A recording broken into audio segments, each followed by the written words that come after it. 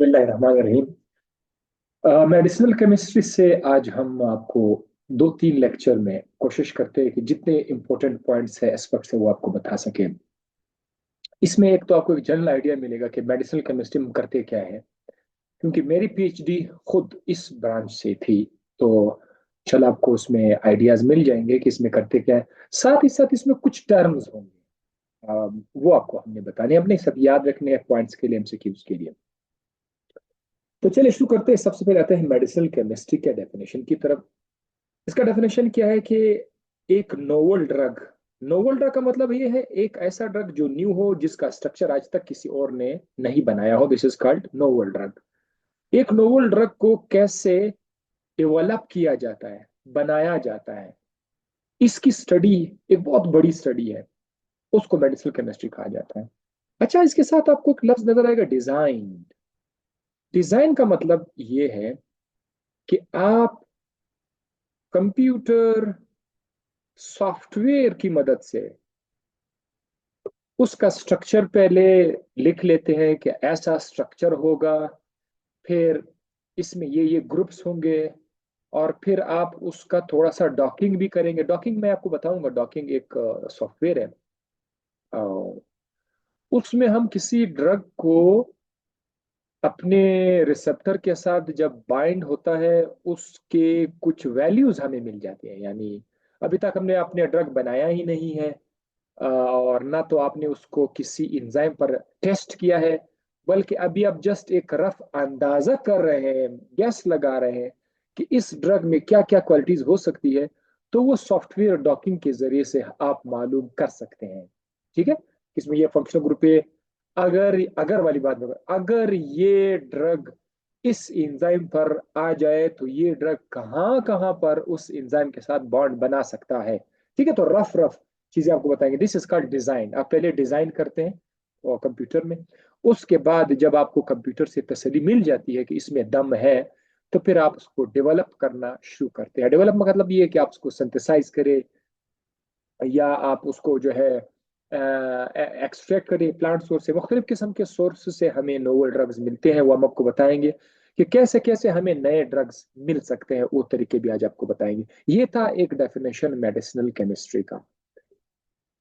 अच्छा, अगर आप एक मेडिसिनल केमिस्ट है और आप एक दवाई बनाना चाहते हैं, तो मेरा नहीं ख्याल कि आप आंखें बंद करके कोई ड्रग बनाना शुरू करेंगे। ये बहुत बड़ी बेवकूफ़ी होगी, टाइम का जिया होगा, जब तक आपको ये नहीं पता कि मैं किस टारगेट पर अपना ड्रग लेके जा रहा हूँ। टारगेट कुछ भी हो सकता है। टारगेट आपका एंजाइम हो सकता है, टारगेट आपका कोई स्ट्रक्चरल प्रोटीन हो सकता है, स्ट्रक्चरल प्रोटीन हो सकता है। ये फार्माकोलॉजी में मैं आपको बता चुका हूँ। स्ट्रक्चरल प्रोटीन है, एंजाइम है, चैनल प्रोटीन्स है, यस रिसेप्टर है।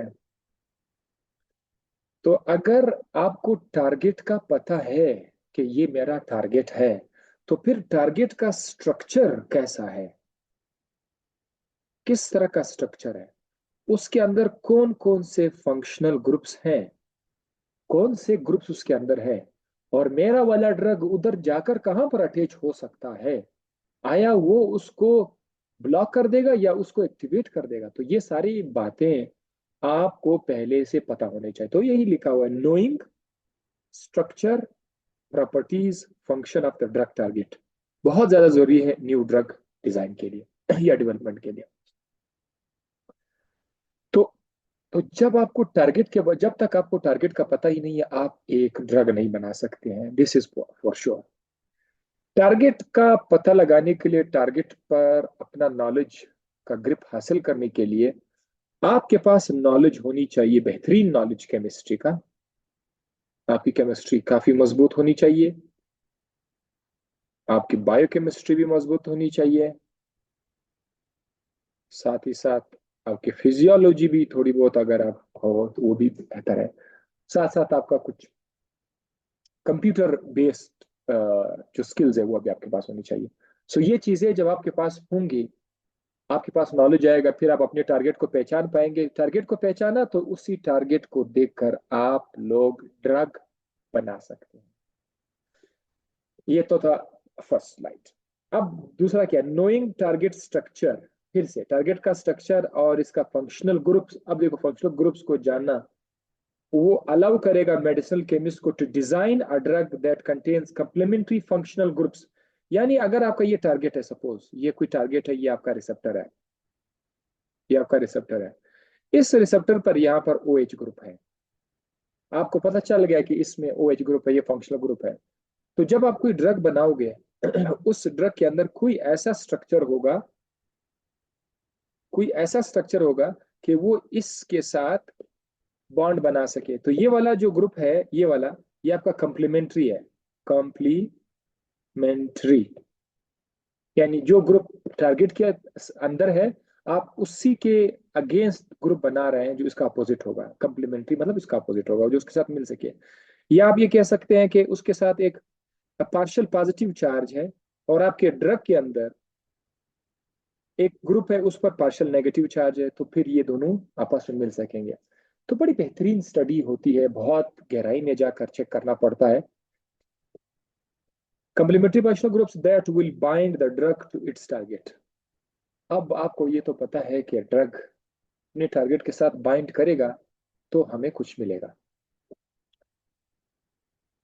Drug must not only bind to the target. अब ये पॉइंट देखो, सिर्फ बाइंडिंग जरूरी नहीं है कि वो बस बाइंड किया तो हम खुश हो गए। It must bind to the correct region of the target. ये बहुत जबरदस्त पॉइंट है। देखो मैं अगर फिर से आपके लिए टारगेट का डायग्राम लिख दूं, ये आपका कोई टारगेट है, या आपका कोई रिसेप्टर है, एंजाइम है, जो भी है। इस पर एक ग्रुप है एक्स, इस पर दूसरा ग्रुप है वाई, तीसरा ग्रुप है जेड। आपने एक ड्रग बनाया, वो ड्रग जाकर एक्स के साथ बाइंड कर लेता है, लेकिन एक्स के साथ बाइंड करने से आप जो चाहते हैं, यानी आप कोई रिसेप्टर को एक्टिवेट करना चाह रहे हैं, वो एक्टिवेट नहीं हो रहा है एक्स के साथ अटैच होने में, तो आपका ये ड्रग भी फालतू हुआ। इसीलिए सिर्फ बाइंडिंग जरूरी नहीं है कि वो बाइंड करे। अब ने देखना है कि एक्स वाई जेड टारगेट में इतनी इतनी जगह हैं जहां पर ड्रग ने अटैच होना है। तो वो लेट्स सपोज हमारी चॉइस ये है कि ड्रग जो है वो वाई के साथ अटैच हो जाए, बाइंड हो जाए, फिर जाकर ये एंजाइम ब्लॉक हो जाए या एक्टिवेट हो जाए। तब आपका चॉइस वाला काम हो जाएगा, जो आप चाहते हैं वो हो जाएगा, फिर आपका ये ड्रग एक्सेप्टेबल होगा।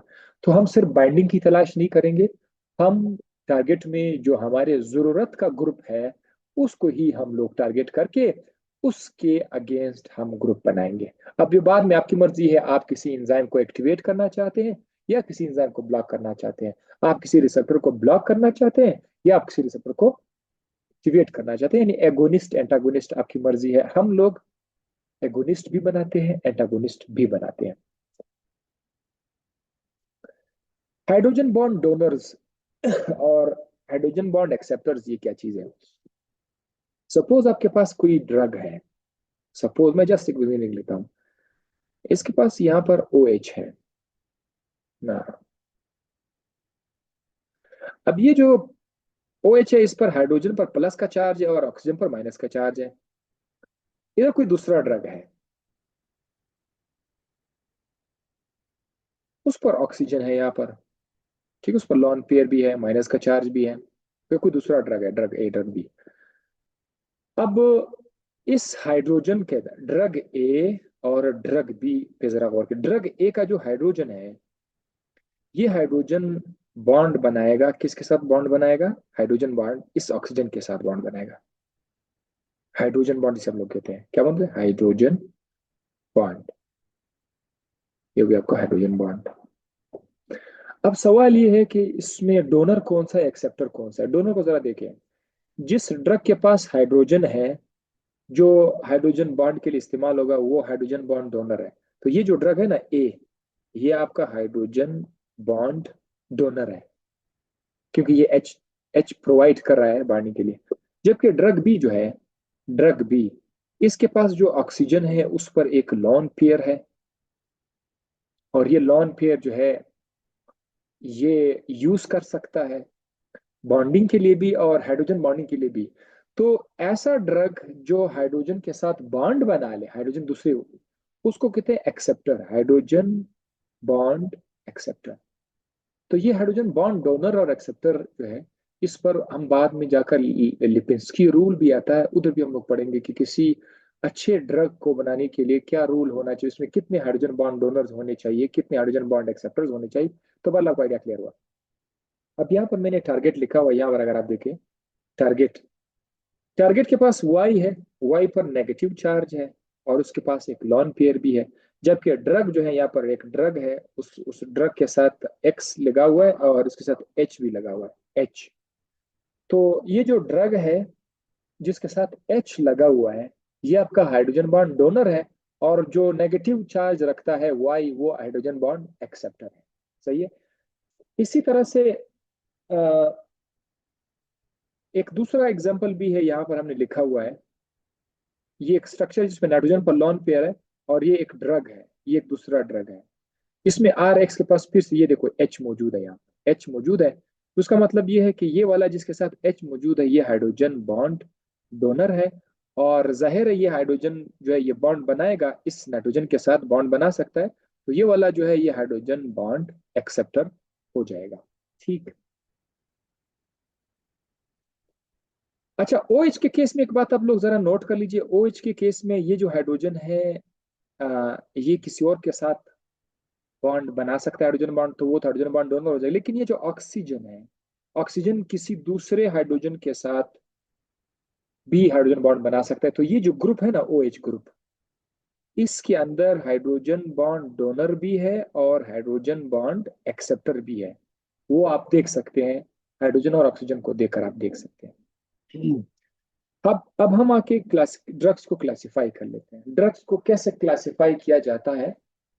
इसको हम चार तरीकों से क्लासिफाई करते हैं। पहला जो है फार्माकोलॉजिकल इफेक्ट की बुनियाद पर, कि जो फार्माकोलॉजिकल इफेक्ट है उसी हिसाब से हम लोग ड्रग क्लासिफाई करते हैं। अब ये देखो, इसमें देखो एग्जांपल के एनाल्जेसिक्स, जो पेन किलर्स होते हैं ना, जितने भी पेन किलर्स होते हैं, उसका स्ट्रक्चर जो भी हो, डिफरेंट स्ट्रक्चर उसे, वो सब के सब एनाल्जेसिक में आएगा। तो आपको फार्माकोलॉजिकल इफेक्ट वाला जो क्लासिफिकेशन है, इसमें सिर्फ ये पता चलेगा कि इन ड्रग का काम क्या है, सिर्फ उसका इफेक्ट आपको पता चल जाएगा। लेकिन आपको स्ट्रक्चर के बारे में मालूमात प्रोवाइड नहीं करते कि एनाल्जेसिक्स का क्या स्ट्रक्चर है, एंटी हाइपरटेंसिव का क्या स्ट्रक्चर है, वो आपको स्ट्रक्चर के बारे में नहीं बताते, और ना आपको बताते हैं कि ये कैसे काम करेगा। तो ये जो फार्माकोलॉजिकल इफेक्ट है, ये सिर्फ और सिर्फ आपको बताता है कि ये खानदान है और इसका क्या असर है, एनाल्जेसिक्स। एंटी हाइपरटेंसिव, अब देखो ये फार्माकोलॉजिकल इफेक्ट है एंटी हाइपरटेंसिव, तो आपके जो ड्रग्स इस कैटेगरी में आ रहे हैं वो भी फार्माकोलॉजिकल इफेक्ट के थ्रू आ जाएंगे।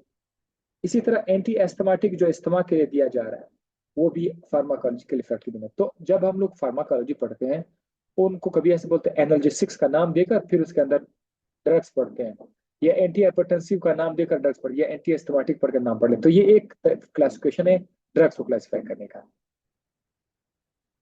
दूसरा है बायोकेमिकल स्ट्रक्चर। इसमें हम लोग ड्रग का केमिकल स्ट्रक्चर की बुनियाद पर उनको क्लासिफाई कर लेते हैं। ठीक है, फंक्शन को नहीं देखते हैं, फंक्शन बेशक सेम हो, स्ट्रक्चर डिफरेंट हो, लेकिन जो स्ट्रक्चर है, अगर उनका स्ट्रक्चर एक जैसा है तो फिर वो एक कैटेगरी में आएगा, बेशक उनका फंक्शन अलग हो, लेकिन स्ट्रक्चर अगर एक जैसा है तो एक खानदान में आएगा। जैसे drugs having common skeleton, drugs है, आज मैं आपको पेनिसिलिन बताता हूँ। ये देखो ये पेनिसिलिन, पेनिसिलिन एक दवाई का नाम नहीं है, इसमें बहुत सारी दवाई है पेनिसिलिन, लेकिन सब में एक कॉमन स्ट्रक्चर है, बीटा लैक्टेम रिंग। यहां से मैं अगर आपको उसका स्ट्रक्चर बता दूं,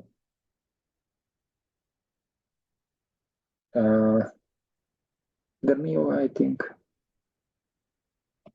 यहाँ से, यस ये वाला है, ये वाला,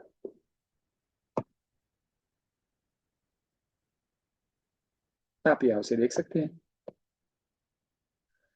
ये वाला जो स्ट्रक्चर आप देख रहे हैं, इसमें एक बड़ा मशहूर चीज क्या है, चार साइड्स वाला एक रिंग, इसमें नाइट्रोजन है, ये आपका है। उसके बाद एक 5 कॉर्नर वाला रिंग है, एक,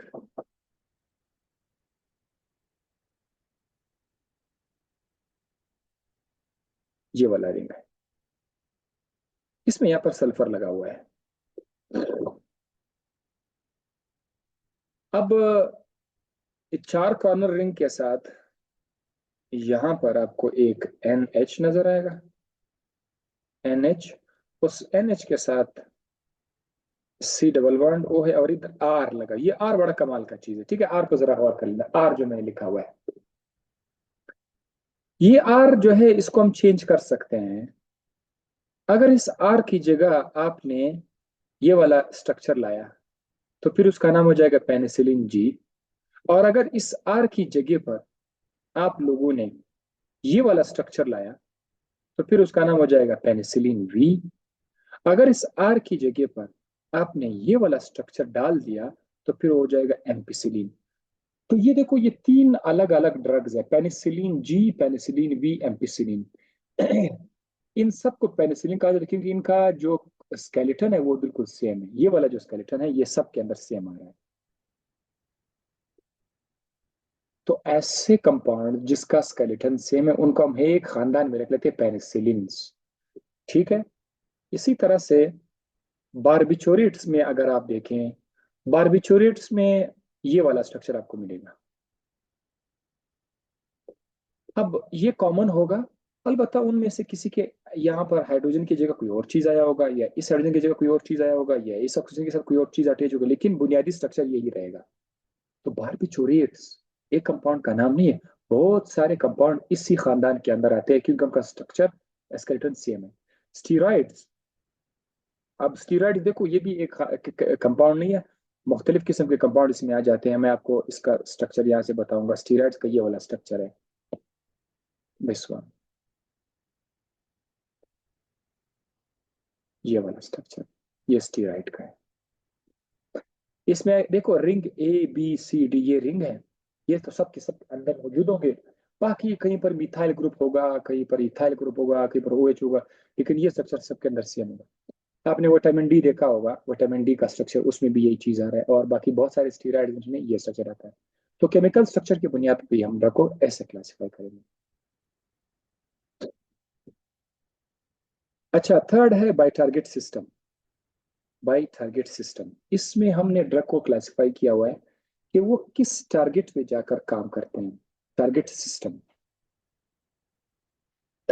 बॉडी के अंदर कौन सा सिस्टम को टारगेट करते हैं। तो देखो, अगर ड्रग्स नर्वस सिस्टम के ऊपर एक्ट कर रहे हैं तो हम कहते हैं drug acting on nervous system. अब इसमें जितने भी ड्रग्स आप लोग लिखोगे उसका शक्ल मुख्तलिफ हो, सेम हो, उसे हमें कोई लेना देना। अब अभी हम स्ट्रक्चर को नहीं देखते हैं, अब हम देखते हैं स्ट्रक्चर कुछ भी हो, बस ये नर्वस सिस्टम पे जाकर काम करते, तो ये drug acting on nervous system आ जाए। इसी तरह से drugs acting on digestive system, structure को हम लोग नहीं देखते हैं, सिर्फ ये देखते हैं कि ये डाइजेस्टिव सिस्टम पे काम करता है या नहीं करता है। तो टारगेट टू सबको सब डाइजेस्टिव सिस्टम है। तो drug acting on digestive system, pharmacology पढ़ते वक्त कुछ चैप्टर ऐसा भी किया हुआ है कि drugs acting on digestive system, drugs acting on nervous system, तो वो उस तरीके से क्लासिफिकेशन है। इस तरह से drugs acting on cardiovascular system. By target molecule, चौथा है टारगेट मालिक्यूल। जब आप कोई ड्रग बनाते हैं तो उसका एक सेल के अंदर जाना पड़ेगा आपको, एक सेल के अंदर जाना पड़ेगा। सेल के अंदर एंजाइम भी है, सेल के अंदर रिसेप्टर भी है। और रिसेप्टर पे कौन सा रिसेप्टर है, कौन सा रिसेप्टर, जी प्रोटीन कपल रिसेप्टर है, लाइगेन गेटेड आयन चैनल है, कौन सा रिसेप्टर है। अगर आप ड्रग बनाते हैं उस पर आप ये कि इसका टारगेट मॉलिक्यूल कौन सा है, तो फिर उसका ये आ जाएगा टारगेट बाय टारगेट मॉलिक्यूल। जैसे एंटीकोलिनस्टेरेज, मुख्तलिफ किस्म के ड्रग्स होंगे, बेशक उनका शक्ल जो भी हो, जैसा भी हो, एंटीकोलिनस्टेरेज जो है ये इनका टारगेट क्या है, एक मॉलिक्यूल है, और वो मॉलिक्यूल एक एंजाइम है, और वो एंजाइम कोलिनस्टेरेज। आपको मैंने फार्माकोलॉजी में कोलिनस्टेरेज बताया था कि स्टाइलकोलिन जब निकल जाता है उसका काम होने के बाद उसको तोड़ा जाता है स्टीरेज एंजाइम से, कोलिनस्टेरेज। तो जो ड्रग्स कोलिनस्टेरेज पे जाके काम करते हैं उनका नाम होगा एंटी कोलिनस्टेरेज। अभी आपका टारगेट मॉलिक्यूल है। कैल्शियम चैनल ब्लॉकर्स, ये जब आप BP ब्लड प्रेशर वाले चैप्टर पे जाएंगे, एंटी हाइपरटेंसिव या कार्डियोवास्कुलर डिजीज में, तो फिर ये कैल्शियम चैनल ब्लॉकर आपके सामने, इसमें उन्होंने क्या टारगेट किया हुआ है, आपके ड्रग ने कैल्शियम चैनल को जो है, चैनल भी तो ज़रा मालिक्यूल होगा, प्रोटीन होगा, ग्लाइकोप्रोटीन होगा, उस चैनल को उन्होंने टारगेट किया हुआ है। सो इस तरह proton pump inhibitors, proton pump inhibitors, मुख्तलिफ किस्म के ड्रग्स इसमें हो सकते हैं। स्ट्रक्चर को अगेन हम लोग नहीं देख रहे हैं, लेकिन ये है कि ये प्रोटॉन पंप पे जाकर एक्ट करते हैं। अल्सर के डिजीज में हम उसको इस्तेमाल करते हैं। अब हम आपको बताते हैं कि जब कोई ड्रग पहले बन जाता है, डिस्कवर हुआ, जो भी हुआ, उसको एक नाम दिया जाता है उस वक्त जेनरिक नेम के नाम से, जो कि हमेशा उसके ऊपर पेस्ट रहेगा, जेनरिक नेम, या non proprietary name, non proprietary name, generic या नॉन प्रोप्रिटरी नेम्स। ये जब डिस्कवर हुआ तो उसको एक नाम दिया गया, पूरी दुनिया में मशहूर हो जाता है। आ, अब देखो, जब ये ड्रग मार्केट में आ जाएगा तो मुख्तलिफ किस्म के कंपनी वाले लोग चाहते हैं कि हम अपने कंपनी में ये ड्रग भी बना लें, तो उनको लाइसेंस मिल जाता है कि ओके आप बना लो, उस पर बेशक आप अपना नाम रख दो। तो वो कंपनी वाले फिर इस पर अपना जाती नाम रखना शुरू करते हैं। उस जाती नाम का नाम है ब्रांड नेम या ट्रेड नेम। तो ये इसको फिर क्या, प्रोप्रिएटरी ब्रांड नेम या ट्रेड नेम उसको कहा जाएगा। मैं आपको इसका एक मिसाल बताता हूँ। ये जो फोटोवास है, फोटोवास, ये एक ब्रांड नेम है, लेकिन ये स्टार्ट में क्या था, साक्विनाविर, साक्विनाविर। इसी तरह से नॉरवेर, ये एक ब्रांड नेम है, और इसका अपना रिटोनावीर है, जेनरिक नेम है। ये सारे के सारे आप लोग जब मेडिकल स्टोर में जाते हैं तो आप कोई भी वो उठा लेते, कोई डोजेज फॉर्म उठा ले, उस पर दो नाम आपको नजर आएंगे, एक बड़ा सा नाम लिखा होगा, एक नीचे उसका फार्मूला नाम लिखा होगा, वो जेनरिक नेम है, और बड़ा जो है उसका कंपनी वाला नाम है। कैलपोल, ठीक है, एंड्राल, कैलपोल है, और इसके अलावा कफकोल है। ये क्या चीजें हैं, ये ब्रांड नेम्स हैं, ठीक है। The design of agonist. अब बात, आपको पता है एगोनिस्ट भी एक ड्रग है, एंटागोनिस्ट भी एक ड्रग है। इसमें एंटागोनिस्ट एगोनिस्ट दोनों के लिए डिजाइन के लिए तरीका बताया कि भाई क्या करना चाहिए जब आप एगोनिस्ट बनना चाहते हैं। तो मैंने एंटागोनिस्ट को उसमें स्किप किया हुआ, मैंने सब एगोनिस्ट बता दिया। जब आप कोई ड्रग बनाना चाहते हैं, डिजाइन करना चाहते हैं, तो इन बातों का ख्याल रखिएगा कि आपके ड्रग के अंदर करेक्ट बाइंडिंग ग्रुप्स मौजूद हों। आपने देखा है कि जो टारगेट है मेरा, आपने देखा कि जो मेरा टारगेट है उसमें ये वाला ग्रुप है एक्स, और यहाँ पर है वाई, और यहाँ पर है जेड।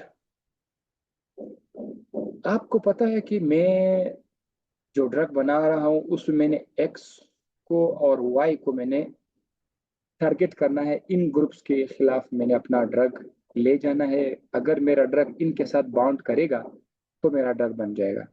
तो अब आप ख्याल करें कि आपका जो ड्रग है, आप जो ड्रग बनाएंगे, उस ड्रग के अंदर ऐसे स्ट्रक्चर्स हों, P and Q, correct binding groups हों, ताकि वो इनके साथ क्या करे, बाइंड कर सके। ऐसा ना हो उसको रिक्वायर है पी एंड क्यू ग्रुप्स चाहिए, आपने कोई और ग्रुप डाला हुआ है, वो तो करेक्ट बाइंडिंग ग्रुप नहीं हुआ, तो फिर तो आपका एगोनिस्ट नहीं बनेगा। तो कोशिश करें कि देखिए कि करेक्ट बाइंडिंग ग्रुप्स उसमें है या नहीं, पहली शर्त। दूसरा, बाइंडिंग ग्रुप्स करेक्टली पोजीशन, ये बहुत बेहतरीन है। बाइंडिंग ग्रुप्स करेक्टली पोजीशन, देखो अब आपका ये ड्रग है आपका, इसमें बाइंडिंग ग्रुप्स तो है, पी है और क्यू है, लेकिन टारगेट यहाँ पर इस तरफ आ रहा है। तो जब टारगेट इस तरफ आ रहा है, अब आपके ड्रग में वो बाइंडिंग ग्रुप्स तो है, लेकिन इसकी पोजीशन सही नहीं है। अब देखो ये कैसे जुड़ जाएगा, ये बहुत दूर है, बहुत दूर है, यहाँ से लेकर एक्स तक काफी दूर है, ये देखो बहुत दूर है। तो अब तो ये बॉन्ड नहीं बनेगा। लिहाजा करेक्ट बाइंडिंग ग्रुप के साथ साथ आपको ये भी बताना कि उनके पोजीशन में भी सही है, वो ड्रग के अंदर उसी जगह पर आ रहा है कि नहीं आ रहा है, ड्रग के अंदर उस खास सही जगह पर आ रहे हैं कि नहीं आ रहे हैं। खाली ग्रुप्स की जरूरत हमें नहीं है, उसका पोजीशन भी हमें चाहिए, ठीक है। तो ये दूसरा पॉइंट हो गया। और आपका ड्रग का साइज प्रॉपर होना चाहिए, राइट साइज है सब, क्या पता उसमें करेक्ट बाइंडिंग ग्रुप्स भी है, उसका पोजीशन भी सही है, लेकिन साइज इतना छोटा है या इतना बड़ा है कि वो आकर जाकर फिट नहीं हो रहा है। तो बहरहाल जब आप ड्रग बनाएंगे, आप उसका साइज भी प्रॉपर साइज रखोगे। लिहाजा ये तीन बातें हम अपने जहन में रखेंगे जब हम ड्रग को डिजाइन करते हैं या डेवलप करते हैं। तो करेक्ट बाइंडिंग ग्रुप्स होने चाहिए, बाइंडिंग ग्रुप करेक्टली पोजिशन होनी चाहिए और राइट साइज होनी चाहिए।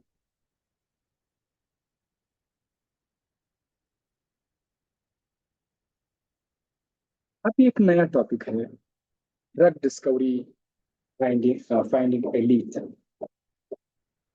मैं आपको सबसे पहले बताऊंगा लीड क्या चीज है।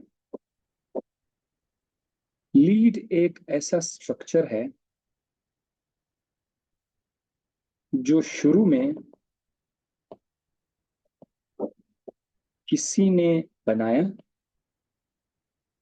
शुरू में किसी ने बनाया या किसी ने उसको किसी प्लांट से या किसी जरासीम से या किसी समंदर से, किसी समुद्री किसी जानदार से कोई ड्रग निकाल दिया। वो ड्रग के अंदर फुल प्रॉपर्टी हो या नहीं हो, वो अच्छा मार्केट ड्रग हो या नहीं हो, लेकिन जो पहली बार ड्रग आया उसको लीड कहेंगे। उस लीड को देकर मजीद चेंजेस करके मजीद ड्रग्स बनाए जाते हैं। तो उनका जो सरदार होगा पहला वाला, वो लीड कहलाएगा। अब देखना, एक कंपाउंड है, सपोज इस तरह का कोई कंपाउंड है, इसमें यहाँ पर ओ एच है, यहाँ पर मिथाइल ग्रुप है और यहाँ पर C double bond O C H three है। मैं आपको जस्ट मिसाल के तौर पर बता रहा हूँ, किसी ने ये ड्रग बना लिया एक टारगेट के लिए, टारगेट पे जाके अच्छा काम किया, थोड़ा काम किया लेकिन बना लिया, चलो ठीक है माशाल्लाह, नया नया नया कंपाउंड आया।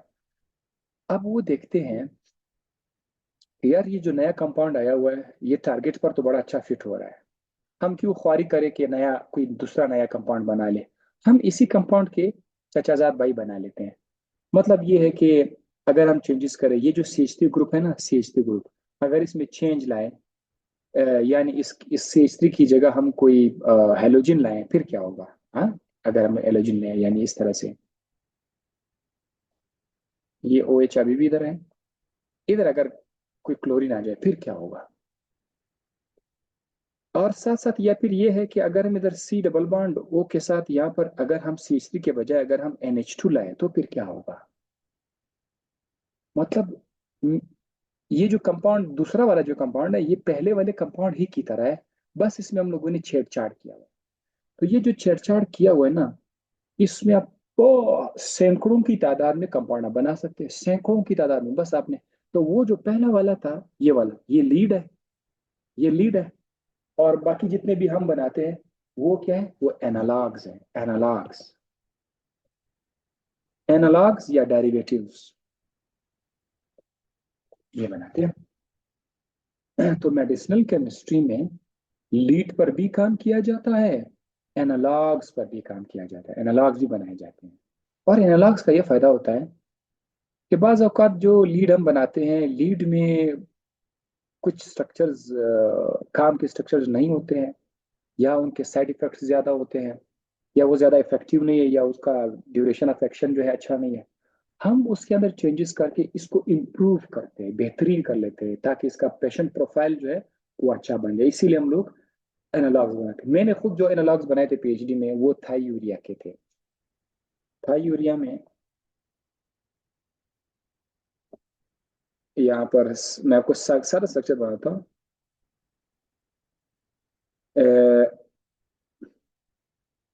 S double bond O, N H, N H, that is thiourea. इसके साथ हम यहाँ पर छेड़छाड़ कर इस हाइड्रोजन की जगह कोई ग्रुप डाल देते हैं, या इस हाइड्रोजन की जगह कोई ग्रुप डाल देते हैं, तो उसको हम लोग फिर कंटिन्यू कर लेते हैं। तो इन्हीं इन केस दोनों साइड्स पर मैंने मुख्तलिफ ग्रुप्स डाल के तकरीबन 26-24 कंपाउंड मैंने बनाए।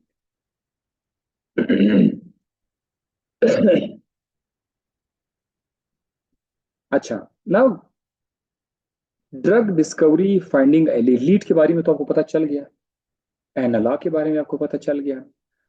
अब जब आप पहली बार इरादा बना लेते हैं कि मैंने एक ड्रग बनाना है, तो आप सबसे पहले क्या करोगे? आप अंधाधुंध काम तो शुरू नहीं करोगे। आप पहले दुनिया वालों से रब्ता करेंगे कि भाई बताओ कौन सी बीमारी है जिसकी जरूरत है। तो देखा जाएगा कि भाई फलाना बीमारी जो है ना, ये बहुत मशहूर डिजीज है, इस पर काम करें। मैंने बुक में देखा, मुझे काफी ये जो मगरबी ममालिक है इनकी जहनीत का मुझे बहुत अफसोस हुआ। आप हैरान हो जाएंगे। उस बुक में लिखा था कि वो ड्रग डिजीज चूज करते हैं जो अमीर मुल्कों में या ऐसे जगहों में जहाँ पर लोगों के पास पैसा हो, उधर कोई बीमारी हो, उस पर काम करते हैं। क्योंकि वो इलाके के लोग उस पर पैसा देते हैं ताकि रिसर्च हो जाए। जो बीमारी गरीब मुल्कों में हो या गरीब जगहों में हो, उस पर इतना पैसा खर्च नहीं होता, लिहाजा उस पर लोग काम भी नहीं करते हैं। बात तो पैसों की है, रिसर्च करने के लिए पैसा चाहिए। तो ऐसा डिजीज सेलेक्ट करते हैं जिसके पीछे खर्चा हो, यानी जो मतलब मैं ये कहूँगा जो अमीरों को ज्यादातर बीमार करे, परेशान करे, ये लोग उस बीमारी पे ज्यादा काम करते हैं। जैसे कि आजकल आप देखो कार्डियोवास्कुलर डिजीज है, कैंसर डिजीज है, और भी बहुत सारे ऐसे डिजीज हैं जो कि जो पैसा ज्यादा जनरेट हो सकता है। तो बहरहाल पहले आपको बीमारी चूज करनी पड़ी कि अच्छा ये बीमारी है, इस पर हम काम करते हैं। एक बार आपने डिजीज चूज कर ली, फिर आप क्या करेंगे? आप टारगेट को चूज करेंगे। सपोज आपने देखा कि एक बीमारी है, उसकी वजह बैक्टीरिया है। कोई बैक्टीरियल डिजीज है, टीबी है। अब टीबी का के जो बीमारी है, टीबी वाला जो बैक्टीरिया है, उस बैक्टीरिया के अंदर मुख्तलिफ किस्म के इंजाइम हैं। आपने पता करना होगा कि मैं किस इंजाइम के ऊपर जाकर काम करूं, मैं किस इंजाइम को ब्लॉक करूं ताकि ये जरासीम मर जाए। तो फिर आपने ये भी सेलेक्ट करना होगा। ड्रग टारगेट आपने से किया, भाई मेरा ये इंजाइम है, फलाना इंजाइम, जरासीम के अंदर बहुत सारे इंजाइम है। तो आप उसको मुख्तलिफ इंजाइम, अब उसमें या तो कहते हैं यार मैंने इसका इंजाइम टारगेट नहीं करना है, मैंने डीएनए टारगेट करना है। तो चलो आप डीएनए टारगेट कर ले, इंजाइम का डीएनए टारगेट कर ले, वगैरह वगैरह। तो ये अपने ड्रग टारगेट को चूज करना है। डिस्कवरिंग ड्रग टारगेट्स, ये बात फिर से हुई है। इन द पास्ट, पुराने जमाने में जब हमारे पास टेक्निक्स नहीं थे, हम किस तरह टारगेट को पहचान देते थे, क्योंकि हमें पता नहीं था कि अंदर मॉलिक्यूलर लेवल क्या है। Discovery of drug targets depends on finding drug first. जो ड्रग हम लोग पहले फाइंड करते थे, ड्रग का स्ट्रक्चर हमें मालूम था, ये ड्रग अगर उस बैक्टीरिया के अंदर या किसी दूसरी बीमारी में जाकर अपना काम कर लेता, वो इफेक्टिव हो जाता। तो हम ये कहते हैं कि यार यहाँ पर बैक्टीरिया के अंदर जो टारगेट है, हमें तो डायरेक्ट मालूम नहीं है, लेकिन इस ड्रग से हम अंदाजा लगा सकते हैं कि टारगेट का स्ट्रक्चर कैसा होगा, यानी एक अंदाजा हम लोग लगाते थे।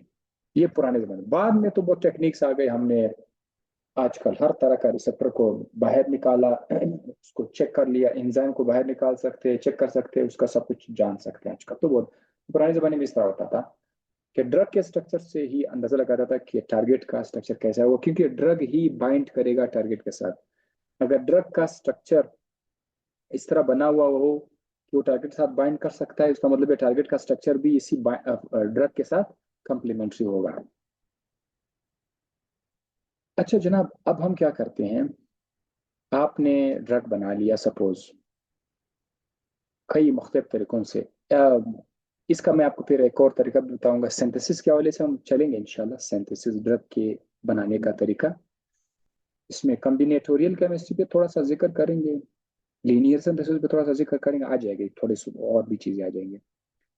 तो अब हम फर्ज करते हैं कि आपने ड्रग बना लिया, ड्रग का चलो फाइंड कर लिया, इसके बाद हम करते क्या है, इन विट्रो टेस्ट करते हैं। इन विट्रो टेस्ट करते हैं, इसमें कोई स्पेसिफिक टिश्यू होगा, उस पर ड्रग अप्लाई करते हैं, और ये जो टिश्यू होगा ये बाहर होगा, या कोई सेल उठा लेते हैं या कोई एंजाइम उठा है बाहर, आउटसाइड, जिस्म के बाहर। जो भी जानदार है उस जानदार के जिस्म से हम ये टिश्यू बाहर निकालेंगे, या सेल निकालेंगे, एंजाइम निकाल के उसके ऊपर दवाई डाल देते हैं। इसका नाम है इन विट्रो टेस्ट। ठीक है। उसके बाद है इन विवो टेस्ट। आप जब ड्रग्स को अप्लाई कर लेते हैं, मुख्तलिफ ड्रग्स है, आपने उसका इन विट्रो टेस्ट कर लिया। सपोज आपके पास ड्रग ए है, ड्रग बी है, ड्रग सी है, ड्रग डी है, ड्रग ई है, ड्रग एफ है, ड्रग जी है, आपने बना लिया। आपने पहले विट्रो इन विट्रो टेस्ट करना है, क्योंकि एनिमल्स महंगे हैं। तो पहले आप इन विट्रो टेस्ट करके जरा चेक करो कि कौन सा उस पर काम कर रहा है। आपने देखा कि सी और डी, ये दोनों ड्रग्स इन विट्रो में बड़ा अच्छा रिजल्ट दे रहे हैं, तो बाकी ड्रग्स को आप बाय बाय कहो कि भाई आपको भी जरूरत नहीं है। फिर आप इन दो ड्रग्स को उठाओ, इनको बाकायदा एनिमल्स के बॉडी के अंदर आप डाल दें। तो फिर उन टेस्ट का नाम क्या होगा, इन विवो टेस्ट। एनिमल्स की बॉडी के अंदर डालकर आप उस पर अप्लाई करते हैं। इसमें चूहा यूज कर सकते हैं या दूसरे टेस्ट एनिमल्स यूज कर सकते हैं। इंड्यूस क्लिनिकल कंडीशन, देखो अगर आप दर्द पे काम करना चाहते हैं, कोई ऐसी दवाई बनाना चाहते हैं जो दर्द को खत्म करे, तो फिर आपने माइस लेनी है, कोई चूहा है, कोई भी जानदार है, उस चूहे के अंदर दर्द को इंड्यूस किया जाता है। खुद से उसके अंदर ऐसे दवाई हम लोग डाल देते हैं ताकि वो चूहा जो है, उस चूहे के अंदर दर्द पैदा हो जाए। जब उस चूहे के अंदर दर्द पैदा हो जाएगा, फिर आप उस पर अपना ड्रग इस्तेमाल करो कि वो दर्द अब वो स्लो हो रहा है कि नहीं हो रहा है। तो ये जानदारों के अंदर हम वो बीमारी इंड्यूस कर लेते हैं। मतलब कोई किसी चूहे को आप डायबिटिक बनाओ, शुगर बनाओ उसको, फिर उस पर अप्लाई कर लेते हैं। तो ये एनिमल स्टडीज है। इसका प्रोटोकॉल बहुत खतरनाक है, बहुत सख्त प्रोटोकॉल्स होते हैं। पैसे भी ज्यादा इस पे लगते हैं, इस पर पाबंदियां भी बहुत ज्यादा है। अगर आगे खराब किया तो आपके ऊपर जुर्माने भी लगेंगे। लिहाजा इस पर जो है, तभी हम लोग उसको अप्लाई करते हैं जब आपके ड्रग्स में कुछ दम हो इन विट्रो टेस्ट में। तो इन टेस्ट के बाद आपको कुछ रिजल्ट मिलेगा कि यार सी और डी में, जो डी था उसने इन विवो में भी बड़ा अच्छा रिजल्ट दिया, सी का कोई इतना खास रिजल्ट नहीं था, तो सिर्फ तो अपने का डी भी बड़ा अच्छा रिजल्ट कर दिया। तो ये आ जाएगा आपका इन विवो टेस्ट। अब एक नया लफ्ज है, हाई थ्रूपुट स्क्रीनिंग, HTS। एक HTS है, एक हिट्स है, हिट्स। हिट्स ऐसे मॉलिक्यूल्स होते हैं जो हजारों मॉलिक्यूल, थाउजेंड मॉलिक्यूल में से कुछ स्क्रीन करके आया हुआ है, जिसके अंदर बड़ी अच्छी एक्टिविटी, जिस पर मार्केट वालों का, कंपनी वालों की नजरें हैं कि यार ये बड़ा जबरदस्त किस्म का मॉलिक्यूल है, उसको पता है हिट बोला जाता है, हिट्स। एक है HTS, ये हिट्स भी आप लोग याद रखिएगा, ठीक है। हिट्स वो खास मॉलिक्यूल होते हैं जिसमें बहुत ज्यादा दम होता है, खूब लाइब्रेरी से बनाते हैं। लाइब्रेरी में मतलब ये एक किताबों वाली लाइब्रेरी, एक ड्रग्स वाली लाइब्रेरी है। थाउजेंड्स ऑफ थाउजेंड्स स्ट्रक्चर उसके अंदर है। भाई मैंने ड्रग बना लिया, मेरे वाले ड्रग अभी उधर लाइब्रेरी में रख दिया उन्होंने। दुनिया में करोड़ों की तादाद में, लाखों की तादाद में ड्रग्स बनाते हैं, स्ट्रक्चर बनाते हैं, वो लाइब्रेरी के अंदर ऐड जाते हैं। फिर कंपनी वाले देखते हैं कि यार आपके पास कौन कौन सी लाइब्रेरी है, उसमें से स्ट्रक्चर उठा कर चेक कर लेते हैं। अगर उनका कोई काम का ड्रग निकला तो उसे अपना काम निकालते हैं। लेकिन ये लाइब्रेरीज हम लोग बनाते हैं, लाइब्रेरी, ड्रग लाइब्रेरीज, ठीक है। बहुत सारे ड्रग्स के अंदर स्ट्रक्चर पड़े रहते हैं। अगर आपने देखना है, आप जाके वहां से ले सकते हैं कि कौन कौन से स्ट्रक्चर है। आपने कोई नया टारगेट बना लिया कि भाई ये लाइब्रेरी वाला ये ड्रग जो है ना, इनको आज तक किसी ने इस टारगेट पे अप्लाई नहीं किया, तो मैं करना हूँ, अच्छा ठीक है आप कर लें। HTS यानी हाई थ्रूपुट स्क्रीनिंग में दरअसल देखो दुनिया तरक्की करती जा रही। पहले एक शख्स एक हफ्ते में या एक महीने में या 5 महीने में, 6 महीने में जस्ट वन सिंगल कंपाउंड बनाता था, जस्ट वन सिंगल कंपाउंड। फिर उस सिंगल कंपाउंड को फिर टेस्ट करते थे एक विट्रो टेस्ट पे या एक एनिमल पर वो टेस्ट करते, बहुत ज्यादा टाइम लगता था। पता नहीं एक बीमारी की दवा कितने सालों में मिल जाती है। लेकिन हमने बाद में सोचा कि हम ऐसा टेक्निक बना कि वो बहुत सारे ड्रग्स हम बनाए, many drugs, hundreds of drugs हम बना लेते हैं और उनको हंड्रेड्स टारगेट्स पर अप्लाई कर लेते हैं। मतलब ये बहुत सारे टारगेट्स हैं, टारगेट्स, आपके पास बहुत सारे ड्रग्स भी हैं। उन बहुत सारे ड्रग्स को आप इन पे टारगेट पर इन टारगेट पर इन टारगेट पर इन टारगेट पर एक साथ आप लोग अप्लाई कर लेते हैं। एक साथ थाउजेंड्स ऑफ ड्रग्स आप टारगेट्स पे अप्लाई करते हैं, आपको रिजल्ट मिल जाएगा कि भाई इन थाउजेंड में से ये जो 15-20 है, इनके अंदर बड़ी अच्छी अच्छी एक्टिविटी आ रही है। तो इससे क्या होगा, एक तो टाइम सेव हो गया, और फिर हमारे पास रिजल्ट भी आ गए, कंपाउंड भी हमारे पास आ गए, उन पर आप मजीद भी खर्चा कर सकते हैं, पैसा लगा सकते हैं। तो ये जो अलॉट ऑफ कंपाउंड्स को आप अलॉट ऑफ टारगेट्स पे अप्लाई कर रहे हैं, इसका स्क्रीनिंग कर रहे हैं, चेक कर रहे हैं, this is called high throughput screening. और आजकल ये चल रहा है। सो ये क्या ऑटोमेटेड टेस्टिंग है, रोबोटिक्स होते हैं, उनके अंदर सर्किट्स बनाए हुए हैं हमने कि ये ड्रग इधर डाला, फिर उस पर अप्लाई कर लेते हैं, खुद ही अप्लाई करते हैं, खुद ही कंडीशन देते हैं, खुद ही रिजल्ट निकाल लेते हैं। Automated testing of large number of compounds, बहुत ज्यादा कंपाउंड्स को on large number of targets to identify new lead, ताकि हमें पता चले कि नया लीड उसमें है कि नहीं है, इसमें दम है। ये था हाई थ्रूपुट स्क्रीनिंग। इस हाई थ्रूपुट स्क्रीनिंग ने साइंटिस्ट को मजबूर किया कि भाई आप अपना स्टडी ब्रॉड कर दो, आप सेल के अंदर जाओ, मॉलिक्यूलर लेवल पर चीजों को स्टडी करो, मॉलिक्यूल के अंदर जाकर चेक करो, स्ट्रक्चर चेक करो, तभी आप लोग कर सकते हैं। तो जितना जितना नॉलेज बढ़ रहा है, ये हाई थ्रूपुट स्क्रीनिंग भी आ रहा है। अच्छा, अब हम आपको बताते हैं कि आपका जो ड्रग है वो टारगेट के साथ बाइंड हुआ है कि नहीं हुआ है। ठीक है, ड्रग मैंने डाल दिया, टारगेट के साथ बाइंड हुआ है कि नहीं हुआ है, सिर्फ ये पता लगाने के लिए। अब मैं आपको कुछ नाम बताता हूँ। इसमें से पहला जो नाम आ रहा है वो है एनएमआर।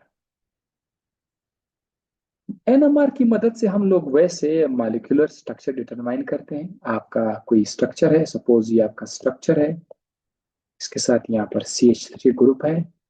जब आप उसको एनएमआर करते हैं तो एनएमआर में आपको पता चल जाता है कि इसके अंदर कितने प्रोटॉन्स हैं, कितने प्रोटॉन्स हैं और कितने कार्बन है। एच एच को बोलते हैं आप प्रोटॉन एनएमआर, प्रोटॉन एनएमआर, और कार्बन को बोलते हैं कार्बन C13, इसको C13 एनएमआर बोला जाता है। तो आपको पता चल जाएगा इसमें इतने कार्बन है, इतने हाइड्रोजन है, और ये हाइड्रोजन यहाँ पर है, ये कार्बन वहां पर पड़ा हुआ है, बिल्कुल आपको स्ट्रक्चर बताएगा। तो ये तो एक अलग बात है। लेकिन ये जो मैं बता रहा हूँ कि ड्रग टारगेट साथ बाइंड हुआ है कि नहीं हुआ है, वो यहाँ पर whether a compound binds to the protein target और नॉट, इस एनएमआर की मदद से आप लोग फाइंड कर सकते हैं। आपने सिर्फ ये याद रखना है कि एनएमआर के थ्रू हम लोग पता लगा सकते हैं। दूसरा क्या आपने नाम याद रखना है, एफिनिटी स्क्रीनिंग। तीसरा क्या है, सरफेस प्लाज्मोन रेजोनेंस। ये सारे के सारे मुख्तलिफ किस्म के टेक्निक्स है जिसमें सिर्फ ये पता लगाया जाता है कि आपका ड्रग टारगेट बाइंड हुआ या नहीं। तो आपने नाम याद रखना है, एफिनिटी एनएमआर पहला, affinity screening, surface plasmon resonance, ये सब क्या है, detecting ligand bind to the target. Ligand आपको पता है कि क्या चीज है, कि ये सब के सब डिटेक्ट कर लेते हैं। Surface plasmon resonance, affinity screening, NMR. अब हम आते हैं वर्चुअल स्क्रीनिंग की तरफ। ये जो वर्चुअल स्क्रीनिंग है, ये आजकल छा गया कंप्यूटराइज्ड बेस्ड स्टडी। इधर है, इसका एक नाम है मॉलिक्यूलर डॉकिंग, इसमें एक और लफ्ज है सिमुलेशन। ये आजकल बहुत छा गया है, बहुत ज्यादा। मैंने आपसे लेक्चर के स्टार्ट में ये कहा था कि कंप्यूटर के अंदर, ये आपका कंप्यूटर स्क्रीन है, दिस इज योर कंप्यूटर। इस कंप्यूटर स्क्रीन पर आप क्या करते हैं, आप एक टारगेट मॉलिक्यूल आप रख लेते हैं, ये आपका टारगेट मॉलिक्यूल है। भाई कंप्यूटर के अंदर कोई एंजाइम डालता है, नहीं डालता है। कंप्यूटर के अंदर किसी भी प्रोटीन का, किसी भी ड्रग का जस्ट डेटा जाता है, डेटा, बाकी कुछ नहीं होता। तो वो कंप्यूटर के सॉफ्टवेयर ऐसे होते हैं कि वो उस प्रोटीन को बिल्कुल खोल करके आपको शो कर ले कि भाई ये प्रोटीन है, इसके अंदर OH है, इसके अंदर ये अमीनो एसिड है, इसके अंदर यहाँ पर हिस्टिडीन है, यहाँ पर जो है ग्लाइसिन है।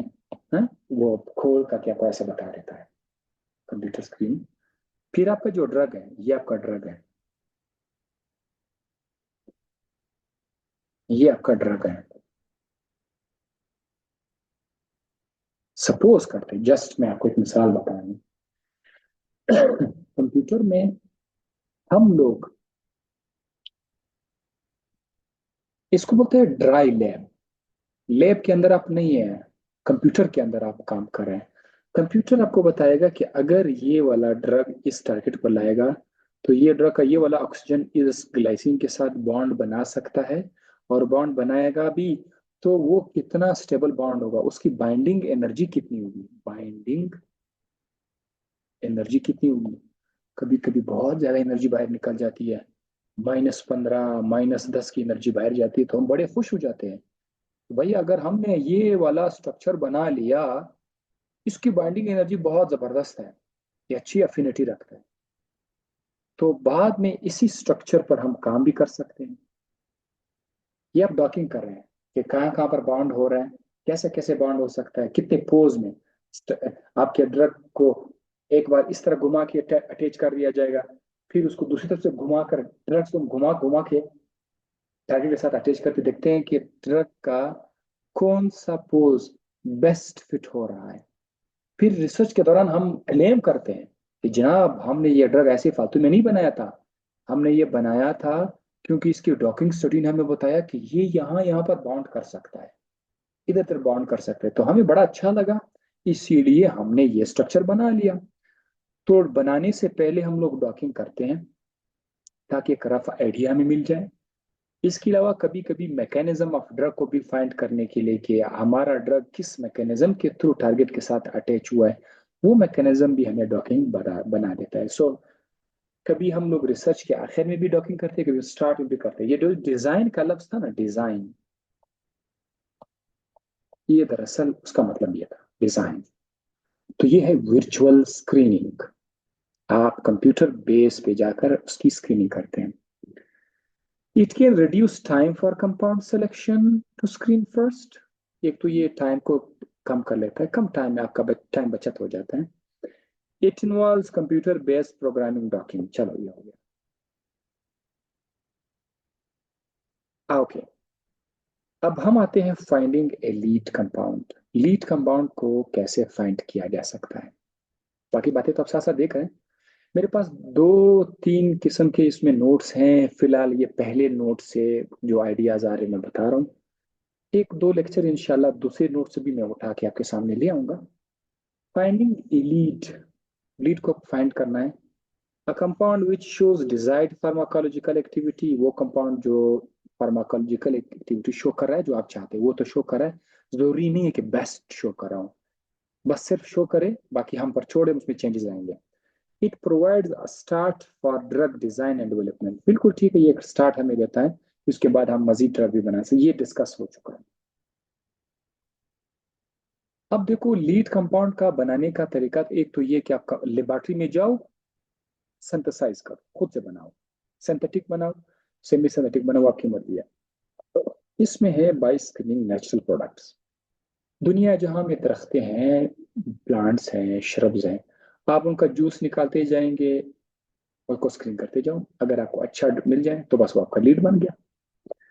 Anti cancer agent Taxol from yew tree, देखो टेक्सोल बड़ा मशहूर एंटी कैंसर एजेंट है, और ये जिस दरख्त से मिला है उसका नाम है यू ट्री, ये एंटी कैंसर है, ये एक लीड है। आजकल इस टेक्सोल को देखकर लोगों ने और भी स्ट्रक्चर्स बनाए जो टेक्सोल की तरह है, तो ये आपका लीड है, यानी नेचुरल प्रोडक्ट्स है। एंटी मलेरियल आर्टिमिसिनिन, ये आपको चाइनीज प्लांट से मिल जाते हैं, तो लीड आपके लिए नेचुरल प्लांट से भी मिल सकते हैं। आपको लीड माइक्रो ऑर्गेनिज्म से भी मिल सकते हैं, फंजाई से, आपको जैसे फंजाई से साइक्लोस्पोरिन आपको मिल रहा है, पेनिसिलिन आपको मिल रहे हैं। ये सारे के सारे पेनिसिलिन, साइक्लोस्पोरिन या कुछ ड्रग्स आपने नाम सुना होगा, ये माइक्रो ऑर्गेनिज्म से हमें मिलते हैं। तो अगर आपने लीड को डिस्कवर करना है, आप लोगों पर कोई पाबंदी नहीं है, आप फंजाई से, बैक्टीरिया से आप ले सकते हैं। समुद्रों में जाकर आप लोग समुद्रों में जो प्लांट है, समुद्रों के अंदर जो एनिमल्स है उससे आप लोग ले सकते हैं, या जो जमीन पर जो एनिमल्स रहते हैं उनसे आप लोग ले सकते हो। या मेडिकल फोकलोर, पुराने जमाने में ये जो लोग पत्ते और वगैरह का पेस्ट बनाकर मरीज को खिलाते थे ना, उस जमाने से बीमारी का इलाज करते थे दरख्तों, जो प्लांट्स को इस्तेमाल करके, उसका नाम है मेडिकल फोकलोर। मेडिकल फोकलोर ये पास्ट में था, एंशियंट सिविलाइजेशन में था। जैसे कि रुबार्ब, रुबार्ब एक बड़ा मशहूर प्लांट है रुबार्ब। इसकी जड़ों के अंदर कब्ज के बेहतरीन इलाज था। तो लोग इनके जड़ को मरीज को देते थे और ठीक हो जाता था। ये मेडिकल फॉकलोर है। हम लोगों ने इधर से भी जाकर स्टडी शुरू कर दिया। ये रुबार का जो प्लांट है, इसके अंदर हम लोगों ने काम किया, इससे मजीद ताकतवर किस्म की कब्ज की दवाई हमने बना लिया। जैसे कि रुबार के अंदर था एंथ्राक्विनोन, ये उसके अंदर कुदरती तो मौजूद था उस वक्त, कुदरती तौर पर मौजूद था। हम लोगों ने उसके अंदर स्ट्रक्चर को चेंज चेंज करके क्या बना लिया, डेंट्रोन बना लिया, और ये एक जबरदस्त किस्म का कब्ज का इलाज कर रहा है। तो ये भी आपका लीड है। या फिर स्क्रीनिंग सिंथेटिक कंपाउंड लाइब्रेरीज, मैंने आपको बताया था कि कंपाउंड के लाइब्रेरीज दुनिया जहां में लोग रिसर्च कर रहे हैं, लाखों की तादाद में स्ट्रक्चर्स अवेलेबल हैं। वो लाइब्रेरी है, आप जाकर उन लाइब्रेरीज के जितने स्ट्रक्चर्स हैं अपने कंप्यूटर में,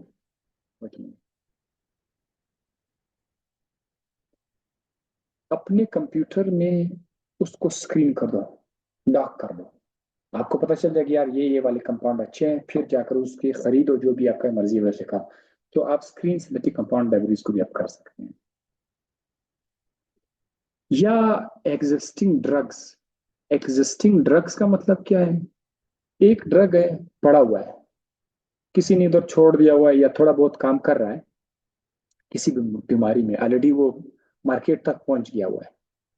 तो हम बोलते यार, अगर हम ये जो पहले से मौजूद दवाई है, पहले से